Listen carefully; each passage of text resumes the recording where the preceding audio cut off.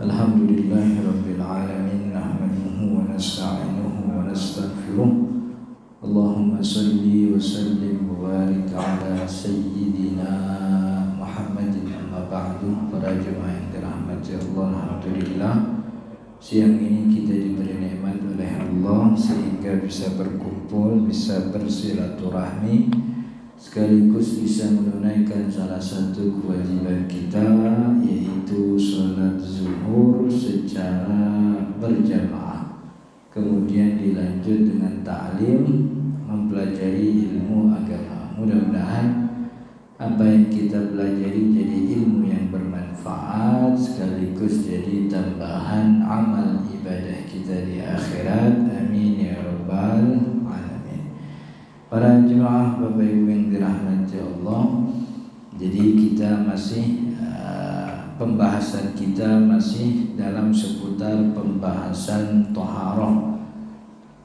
Dan sebagaimana sudah kita singgung bahwa thaharah itu fungsinya ada dua. Pertama, mensucikan najis, lebih tepatnya menghilangkan najis.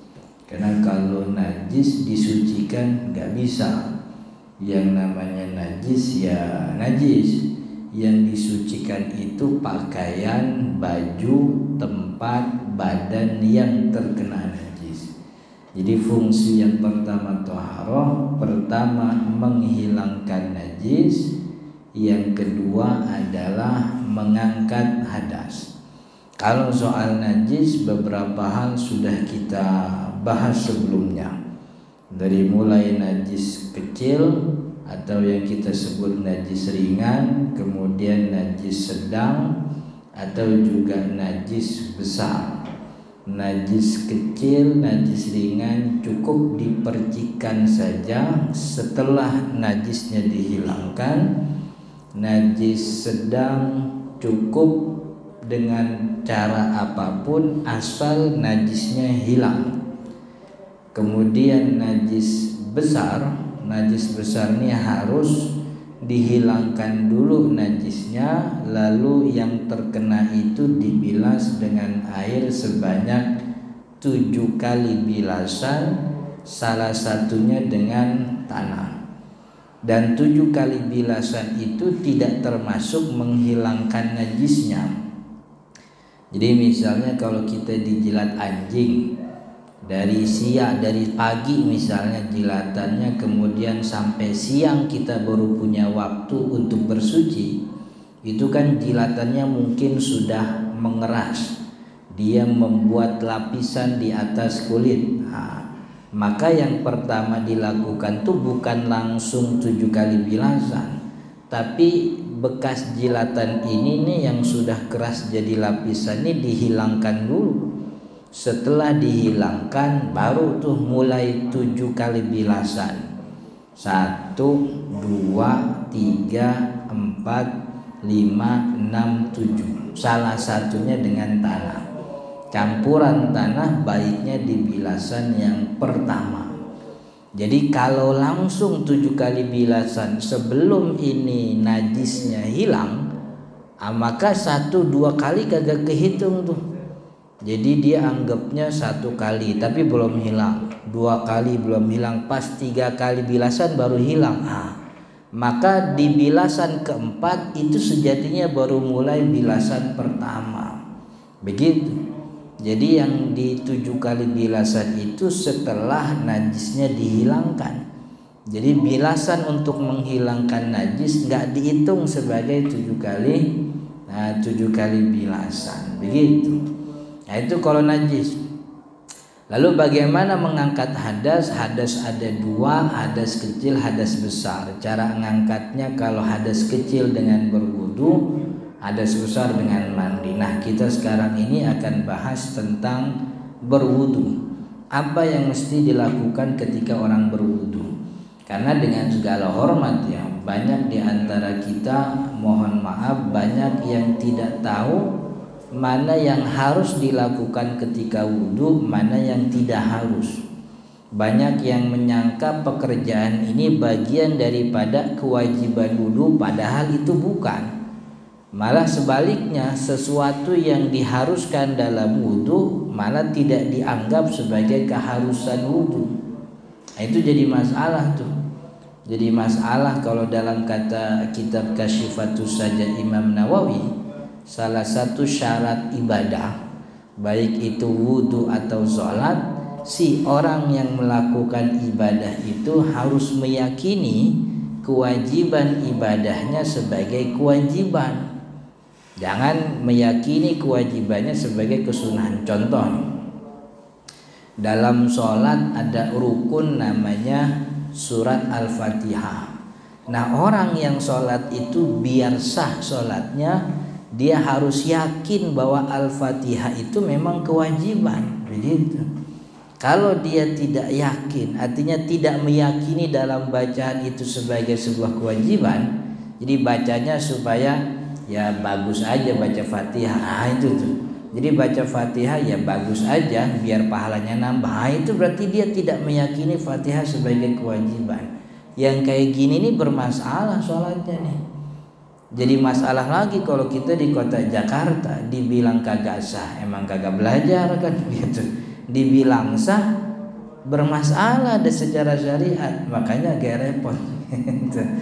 Maka itu kita punya kewajiban nih, tidak boleh meyakini sesuatu yang wajib bukan kewajiban. Jadi dalam wudu ada yang namanya wajib wudu atau yang biasa kita sebut rukun wudu. Sebagaimana sholat ada rukunnya. Nah, yang rukun ini, yang wajib ini harus diyakini sebagai kewajiban. Jangan sebaliknya, malah yang bukan wajib dibilang wajib. Kayak contohnya kumur-kumur. Nah, kumur-kumur itu kan bukan kewajiban.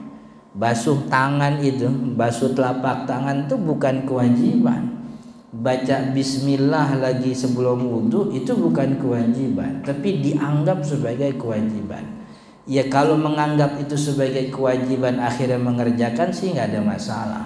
Yang keliru akhirnya kalau ada kewajiban tidak dianggap sebagai kewajiban. Nah, itu yang masalah itu. Ngusap kepala misalnya, itu kewajiban. Kalau dia nganggap kalau ngusap kepala bukan kewajiban, itu kata Imam Nawawi ibadahnya enggak sah. Karena dia tidak meyakini kewajiban ibadah sebagai kewajiban. Kalau orang yang udah belajar tapi tetap nggak yakin, kita bisa bilang kagak sah. Cuman kalau orang kayak kita di sini ini kan agak repot juga kan gitu. Dibilang kagak sah, emang orangnya sibuk nyari duit kan gitu. Dibilang sah juga emang bermasalah. Nah, makanya penting kita untuk mempelajari. Nah, di dalam wudu ada rukun wudu. Rukun dalam wudu yaitu sesuatu yang wajib dilakukan ketika wudu, atau bahasa yang lebih sederhana, standar minimal sahnya wudu. Nah, begitu. Standar minimal sahnya wudu ada 6. Yang ini yang disebut rukun wudu. Orang kalau ngelakuin 6 ini wudunya sah. Kalau dia tidak melakukan 6 hal ini wudunya tidak sah. Dan 6 yang disebutkan ini sudah disebutkan oleh Allah dalam surat Al-Maidah ayat 6. Ketika Allah mengatakan ya ayyuhalladzina amanu idza qumtum ila sholati faghsilu wujuhakum wa aydiyakum. Wahai orang beriman, kalau kalian ingin melakukan sholat maka basuhlah muka kalian, kemudian basuhlah tangan kalian ilal marafiki, sampai siku. Sampai siku nanti kita bahas tuh. Sampai siku itu artinya siku wajib dibasuh juga apa enggak. Kayak kita nyuruh anak kita lari sampai tiang listrik. Itu tiang listrik tuh dilewatin apa pas nyampe balik lagi. Itu kan sampai itu tuh. Kalimat sampai itu bermasalah. Wudulah kalian, basuh muka kalian, kemudian basuh tangan sampai siku kalian. Siku itu apakah bagian yang memang wajib dibasuh atau enggak usah? Pokoknya kalau udah batas siku ya udah enggak usah, enggak apa itu. Jadi basuh muka kata Allah, basuh siku tangan sampai siku, kemudian wamsahu biruusikum, usaplah kepala kalian, wa arjulakum, dan basuh kaki kalian, ilal ka'baini, sampai mata kaki. Jadi 4 anggota tubuh yang disebutkan oleh Allah ini kewajiban, lalu ditambahkan di awalnya niat, karena memang wudhu pekerjaan yang mungkin terjadi dilakukan oleh orang yang tidak ingin berwudhu. Karena praktek wudhu kan basuh muka, basuh tangan, dan itu dilakukan oleh banyak kita. Maka untuk membedakan ini ibadah dengan kebiasaan, kan gitu. Pernah lihat kalau habis tukang kalau zuhur istirahat, dia ngambil air apa dulu yang diusap? Muka dulu. Tukangnya habis istirahat nyari tempat air, buka keran, muka dulu, habis muka dia basahin tangan sampai siku, terus palanya diceprok-ceprok biar ada adem. Itu kan wudhu itu. Tapi orang ini tidak sedang berwudhu. Kenapa nggak berwudhu? Kagak ada niatnya. Artinya pekerjaan wudhu ini bisa dilakukan oleh orang yang tidak juga berwudhu, maka itu butuh di dalamnya niat. Emang begitu fungsi niat. Fungsi niat itu membedakan antara ibadah dan kebiasaan yang teknisnya mirip. Fungsi niat membedakan antara ibadah dan kebiasaan yang teknisnya mirip. Dan itulah kata Nabi Muhammad, orang akan mendapatkan sesuai dengan apa yang diniatkan. Contoh nih, puasa kemarin itu kan ibadah. Ibadahnya kan cuma nahan makan doang. Nahan makan dari waktu fajar sampai maghrib. Ada gak orang yang nahan makan tapi gak puasa? Banyak gitu. Entah kelaparan atau emang punya duit tapi mau diet, katanya begitu. Orang mau diet nahan makan kan ya. Sampai dulu ada Deddy Corbuzier punya program namanya OCDC. Gitu. Itu dia melakukan yang dilakukan oleh orang berpuasa, tapi disebut puasa gak? Enggak. Kenapa enggak disebut puasa? Enggak dapat ibadah pahala puasa. Kenapa? Enggak ada niatnya. Maka orang kalau mau puasa, karena ibadah puasa ini mirip sama pekerjaan biasa, yaitu orang yang katanya mau diet sama orang yang kagak punya duit buat beli makanan, maka kasih niat biar nahan laparnya terhitung sebagai ibadah. Ini basuh muka, basuh tangan juga dikerjain sama tukang-tukang, sama yang lain ya, bukan cuma tukang doang kan gitu. Ya orang juga banyak begitu. Maka untuk membedakan mana ibadah, mana yang gugurin kewajiban, mana yang bisa mengangkat hadas, niat yang membedakan. Sama kayak mandi janabah sama mandi biasa itu kan kagak ada bedanya. Sama-sama guyuran, sama-sama meratakan air. Tapi kenapa mandi yang ini bisa membuat orang suci di hadapan Allah? Boleh beribadah, sah kemudian ketaatannya di hadapan Allah. Padahal guyuran tiap hari dia lakuin. Kenapa? Karena guyurannya make niat. Niat itu yang membuat pekerjaannya bernilai ibadah di hadapan Allah. Begitu. Maka itu tidak butuh niat kalau memang pekerjaan itu unik, spesial, kagak ada kemiripannya dengan kebiasaan. Contohnya apa? Ya baca Al-Quran. Kan baca Al-Quran sama baca koran beda. Kalau koran bacanya lembarannya gede, begitu tulisannya Latin. Kalau Al-Quran itu ya Al-Quran, mushaf, bahasanya bahasa Arab, harokatnya sesuai dengan bagaimana Jibril menyampaikan ke Nabi Muhammad. Maka pekerjaan baca Quran itu tidak punya kemiripan. Maka karena tidak punya kemiripan dengan kebiasaan, gak perlu niat. Karena niat itu dibutuhkan untuk pekerjaan yang mungkin bisa terjadi untuk orang yang tidak ibadah, gitu. Kayak orang diem di masjid, nongkrong di masjid, diem di masjid itu kan kerjaan banyak orang. Apalagi di Jakarta nih, di masjid-masjid pinggir jalan, orang di masjid kalau siang begini masjid ramai, nggak pada sholat, cuma numpang adem aja gitu. Ada yang nyari angin, ada yang nunggu orderan, ada yang ke masjid tuh cuma buang air, ada gitu. Soalnya di situ yang gratis, soalnya kalau di toilet umum bayar tuh. bayar. Sekarang kalau kita bawa 5.000 dikembalinya cuma 2.000, 3.000. Saya punya teman kencing 3.000, kata si tukangnya gak ada kembali, akhirnya suruh kencing lagi dia. Kan ngerepotin kan. Ada orang ke masjid tuh mau nyari colokan doang, mau ngecas HP. Tapi ternyata di masjid ada ibadah yang namanya i'tikaf. I'tikaf tuh cuman diem aja di masjid. Lalu mana yang bedain ini i'tikaf sama orang nungguin HP buat nyolok ngecas? Yang mana yang bedain? Yang bedain niatnya. Apakah dia duduk di situ dapat ibadah, dapat pahala atau tidak? Niatnya. Makanya dalam ibadah niat itu penting, gitu. Karena inilah yang membuat pekerjaan bernilai ibadah di mata Tuhan, bernilai untuk kewajiban menggugurkan, kan begitu. Tapi kalau dia mengerjakan tanpa ada niatnya, ya kayak pekerjaan biasa jadinya. Nah, itu kenapa diharuskan adanya niat. Dan niat ini juga beda-beda nih kalau wudhu nih. Nanti kita lebih kembangkan di pertemuan yang akan datang. Jadi kan kalau kita biasanya niat nawaitul wudu'a li rafil hadatsil asghar. Biasa itu begitu. Atau pakai bahasa Indonesia aja dalam hati, saya niat wudhu untuk mengangkat hadas kecil. Atau boleh juga kata ulama niatnya nawaitu wujubal wudu'i. Saya niat wajib wudhu. Itu wajib wudhu karena wajib wudhu untuk mengangkat hadas kecil. Atau saya niat wudhu untuk sholat, itu juga sah. Nawaitul wudhu listibahati sholat, itu juga boleh. Tapi ada orang yang niatnya itu cuma satu jenis niat, yaitu saya niat wudhu untuk kebolehan sholat. Nawaitul wudhu'a listibahati sholat. Siapa ini? Ini adalah orang yang punya hadas tapi hadasnya nggak berhenti-berhenti.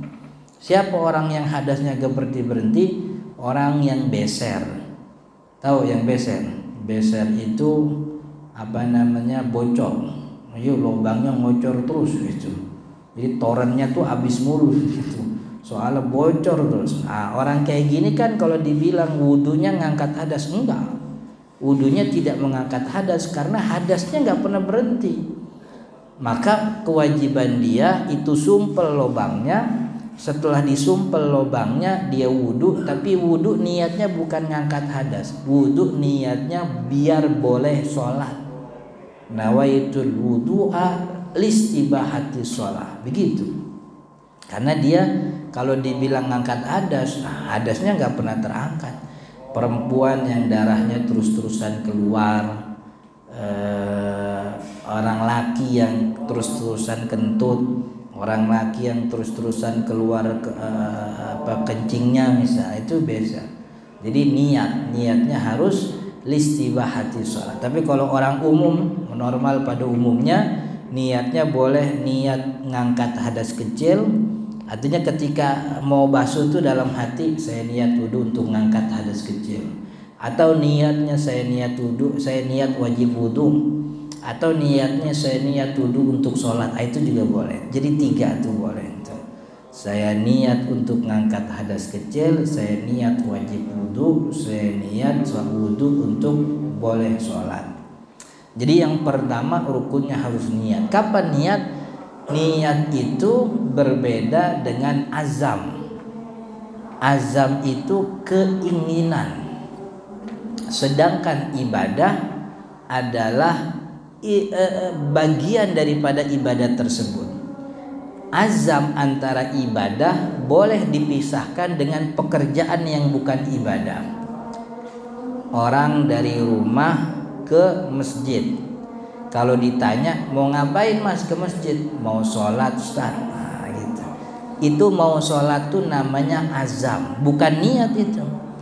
Antara azam dengan ibadah boleh dipisahkan dengan pekerjaan yang bukan ibadah.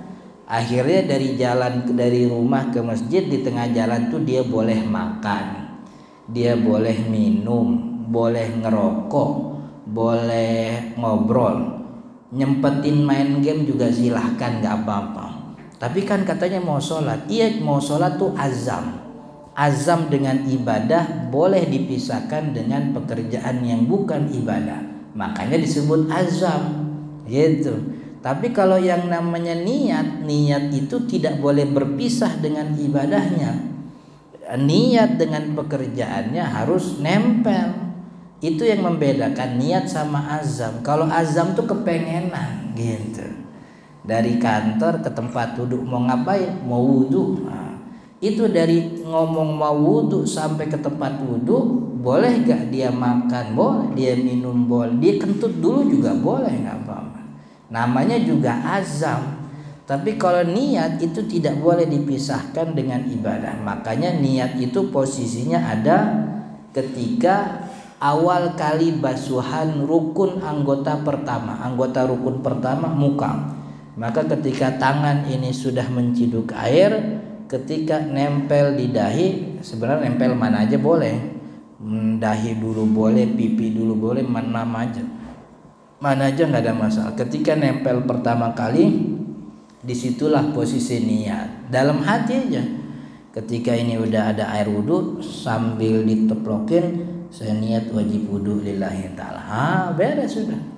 Jadi nggak usah pakai bahasa Arab, nggak usah pakai bahasa Arab. Kalau emang sulit, nggak usah pakai bahasa Indonesia aja.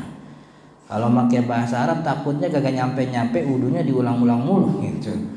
Nawaitul wudhu, dia lupa nawaitul wudhu apa ya gitu. Nawaitul wudu li rabbil ahli. Nawaitul wudu li perpul. Wah, udah salah tuh. Udah ulang lagi nah. Repot, mendingan pakai bahasa Indonesia. Saya niat wajib wudu, beres. Jadi pas ini air nyampe ke muka, saya niat wajib wudu. Make lillahi ta'ala enggak usah. Jadi enggak perlu disebutin lillahi ta'ala, enggak apa-apa. Cuman kan yang paling top, yang paling cakep kan pakai bahasa Arab yang sesuai itu. Nawaitul wudu'a li rafil hadasil asghari fardhon lillahi ta'ala. Kan gitu. Cuman kepanjangan itu ribet. Orang akhirnya disuruh gitu wudu kagak jadi-jadi gitu. Kamu kagak sholat, males Ustaz. Males kenapa? Capek wudunya Ustaz. Gitu. Berkali-kali ngapalin niat kagak hafal-hafal ya. Orang udah 40 tahun suruh ngapalin niat memang kagak beres-beres. Jangan suruh ngapalin niat. Dalam hati aja nawaitul wudu, saya niat fardu wudu begitu. Ketika sudah niat, maka masuk ke rukun yang kedua. Rukun yang kedua basuh muka. Basuh muka itu dari tempat tumbuh rambut panjangnya sampai ini bahasanya tuh iltiqa'ul lihyaini. Pertemuan dua tulang rahang. Ini tulang rahang. Maka yang namanya tulang rahang ini juga bagian dari muka yang wajib dibasuh nih. Ini kalau kita pegang keras, ini muka ini. Ya, gitu. Ini tulang rahang. Jadi pertemuan dua tulang rahang ini muka nih. Ini wajib dibasuh. Maka bulu-bulu yang ada sekitaran ini dari mulai tempat tumbuh rambut sampai pertemuan dua tulang rahang, lebarnya kuping ketemu kuping. Ini bulu yang ada di sekitar sini wajib. Kumis wajib dibasuh. Kalau kumis punya apa nih namanya kalau bahasa Indonesia kayak menir company kan dulu gitu, menir company. Nah ini kalau bahasa Arabnya sibal. Sibalnya ada di sini. Apa kayak dulu ada tukul, tukul begitu tuh. Itu juga wajib dibasuh. Nih apa jenggot yang di sini wajib dibasuh. Kalau punya cambang, cambangnya wajib dibasuh. Kalau punya bewok, bewoknya wajib dibasuh. Kalau jenggot tipis wajib dibasuh. Jenggotnya ada nih sekitar jenggot kan yang numbuh di bawah tulang rahang. Ini wajib dibasuh. Tapi kalau jenggotnya tebal, nggak wajib dibasuh. Yang wajib itu diusap aja. Mana beda jenggot tebal, jenggot tipis? Jenggot tebal itu orang kalau ngobrol sama dia, kulit dalamnya kagak kelihatan. Nah, itu tebal. Tapi kalau kita ngobrol sama dia kulit dalamnya kelihatan, berarti tipis. Gitu. Berarti orang kita semua tipis, jadi wajib dibasuh. Wajib dibasuh itu maksudnya harus ada air.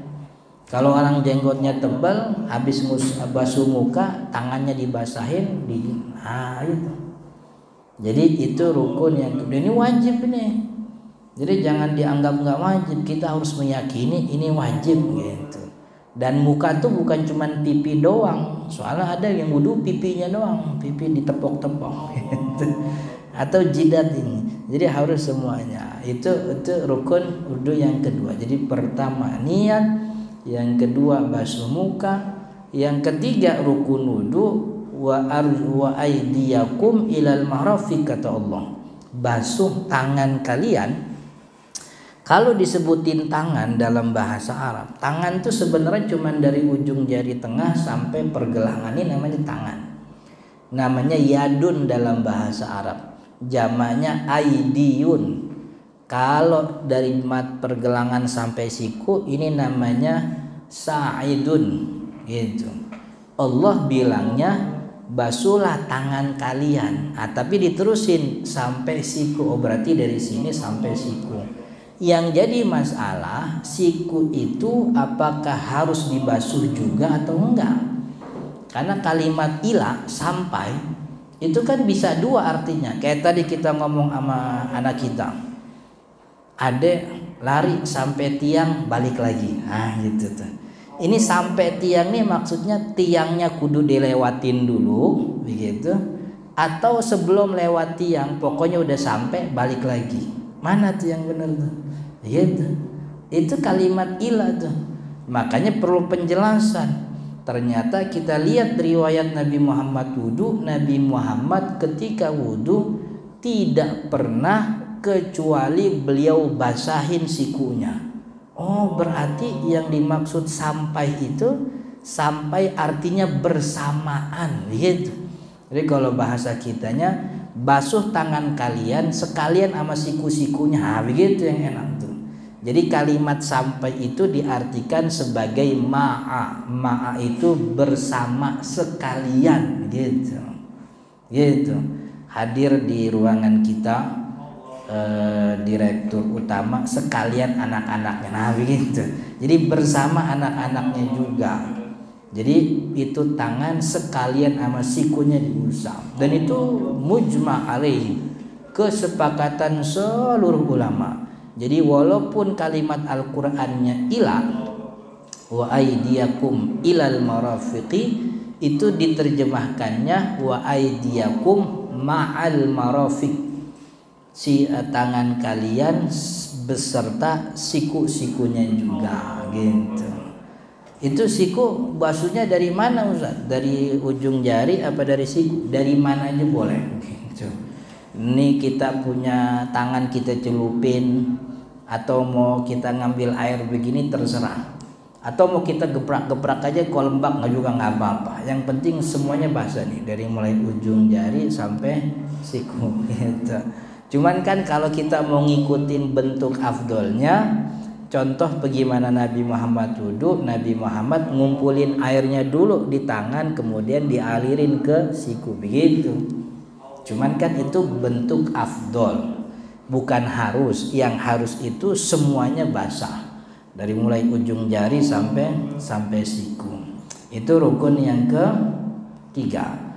Jadi pertama niat, yang kedua basuh muka, yang ketiga basuh tangan sampai siku, yang keempat kata Allah wamsahu biruusikum, gitu. Dan usaplah kepala kalian. Usap kalau dalam mazhab Syafi'i, kepala itu diartikan sebahagian saja. Usaplah sebagian kepalamu gitu. Rambut bagian dari kepala. Jadi kalau kita usap rambut aja, cuman sehelai dua helai begitu, itu sah wudunya. Yang penting rambut yang ada di kepala. Jadi kalau rambutnya gondrong, kita ambil ujungnya di sini diusap, enggak sah, karena itu rambut bukan di kepala itu rambut di pundak. Ngusap pundak kagak ada syariatnya begitu. Yang ada tuh ngusap kepala. Maka rambut yang sah diusap sebagai sahnya wudu harus rambut yang ada di kepala. Jadi karena rukunnya itu ngusap kepala. Dan kepala yang diusap kata mazhab Syafi'i sebahagian aja. Jadi nggak perlu semua pala ini diusap. Kenapa sebahagian saja? Karena dalam Al-Quran ada kalimat bi. wamsahu bi ru'usikum. Teks Al-Quran bukan mestinya, kalau ini andai-andainya nggak boleh karena Al-Qurannya udah ada. Maksud saya wamsahu, kalau bi-nya diilangin, wamsahu ru'usakum, urusan selesai. Usaplah kepala kalian. Jadi semua kepala diusap. Tapi Allah sebelum kalimat kepala nambahin kalimat bi, wamsahu bi ru'usikum. Adanya tambahan kata dalam Al-Quran itu tidak mungkin tanpa makna. Itu pasti ada maknanya. Dan kalimat bi itu dalam bahasa Arab itu adalah kalimat reposisi yang salah satu maknanya menunjukkan sebahagian gitu. Makanya kalimat bi ini diartikan usaplah sebahagian kepala. Dan makna yang didukung oleh Imam Syafi'i ini ternyata ada dukungan dari hadis Nabi. Ternyata hadis Nabi Muhammad beberapa kali pernah wudu yang diusap cuman ininya doang. Apa namanya nih? Ubun bukan apa sih? Serseran doang nih. Ininya doang nih. Kalau bahasa Arab nasiyahnya, ujung pala nih doang gitu. Kalau seandainya semuanya, mestinya Nabi Muhammad buka tuh imamahnya dibuka enggak. Tapi Nabi Muhammad cuma ininya. Oh, berarti benar yang kita artiin kalau bi itu sebagian benar karena Nabi Muhammad seperti itu. Gitu. Jadi kepala loh, katanya ada kepala diusap semua, ada. Kalimat yang pendapat yang mengatakan kepala diusap semuanya itu adalah pandangan mazhab Imam Ahmad bin Hambal, mazhab Hambali, kepala semuanya. Kenapa? Karena kalimat bi yang tadi kita bahas itu dimaknai sebagai tambahan estetik Al-Quran, artinya tidak punya makna sebagaimana ayat yang Allahnya lain mengatakan wa kafa billahi syahida, cukuplah Allah. Kalimat bi nggak perlu ada, artinya dihilangkan. Wa kafa billahi syahida, cukuplah Allah sebagai saksi. Itu rukun yang keempat. Rukun yang kelima, wa arjulakum ilal ka'bain, kaki kalian sampai mata kaki. Mata kaki, setiap kaki punya dua gitu.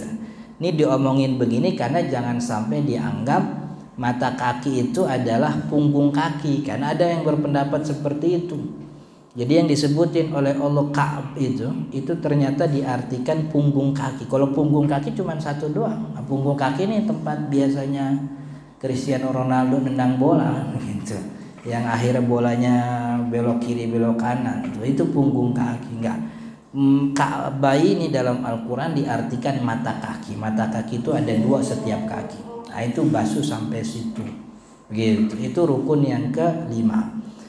Dan rukun yang keenam adalah tertib, yaitu sesuai urutan yang tadi disebutkan. Muka dulu, kemudian tangan, kepala, kaki. Makanya wudu di kolam berenang, kalau dia wudunya pakai berenang nggak sah, karena wudu di kolam berenang tidak memenuhi syarat tertib.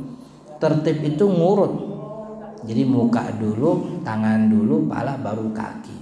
Kalau tangan dua, ya dua-duanya dulu beres baru kepala, begitu. Itu namanya tertib. Nah, karena rukunnya membasuh, maka kalau ada orang yang nadangin kakinya di bawah keran tanpa dipegang itu sah-sah saja. Yang penting airnya mengalir ke seluruh bagian kakinya. Jadi mijit-mijitin, megangin itu bukan rukun. Bagusnya begitu. Cuman kalau airnya cukup deras, ya kayak kita wudhu di sungai, itu kan kaki kita tinggal goyang-goyangin aja, basah semua itu. Yang penting kan basah. Oke, mudah-mudahan bermanfaat. Insya Allah kita lanjut di pertemuan akan datang. Hal-hal yang mungkin akan ditanyakan kita akan bahas di pertemuan-pertemuan yang akan datang. Subhanakallahumma wa bihamdika asyhadu an la ilaha illa anta astaghfiruka wa atubu ilaik. Adanallahu ayyakum ajma'in. Assalamualaikum warahmatullahi wabarakatuh.